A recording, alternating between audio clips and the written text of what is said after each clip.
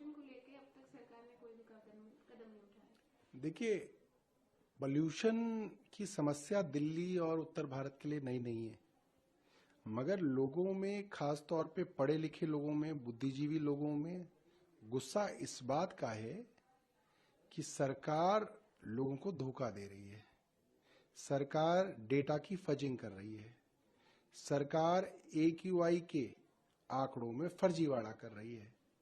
जैसे ही पोल्यूशन बढ़ता है, सरकार जो है AQI मॉनिटरिंग स्टेशन बंद कर देती है ताकि AQI की कैलकुलेशन के अंदर बढ़ी हुई रीडिंग्स ना आए। जहां जहां पे भी प्रदूषण ज्यादा है वहां पे AQI मॉनिटरिंग स्टेशंस के ऊपर दिन रात छिड़काव करी जा रही है ताकि AQI आर्टिफिशियली डेटा के हिसाब से कम हो जाए।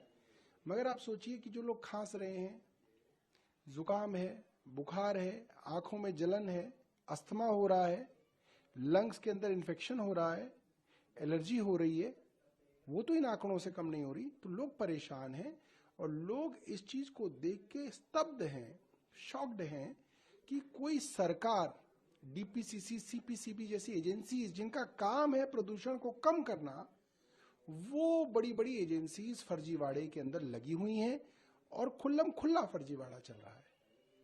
जैसे आपने कहा कि पानी का छिड़काव करते दिख रहा है या फिर कुछ मशीन्स में कुछ टेक्निकल चीजें करते दिख रहे हैं, लेकिन कोई बड़ा स्टेप अब तक लिया नहीं गया है। वो लेंगे ही नहीं ना। देखिए, जब एक सरकार की इंटेंशन प्रदूषण कम करने की नहीं है, प्रदूषण का डेटा कम करने की है, तो वो कह रहे हैं कि जब डेटा कम करके ये हो जाएगा प्रदूषण, तो असली प्रदूषण क्यों खत्म करना है? उसमें तो बड़ी मेहनत करेंगे, उसमें तो बड़ा पैसा लगेगा, उसमें तो दिन रात का काम लगेगा, वो करने की जरूरत ही नहीं, आप तो डेटा कम कर दो। तो वो फर्जीवाड़ा करने की सरकार कोशिश कर रही है। वही यमुना के पोल्यूशन में भी करने की कोशिश की, वही हर जगह करने की कोशिश करते हैं।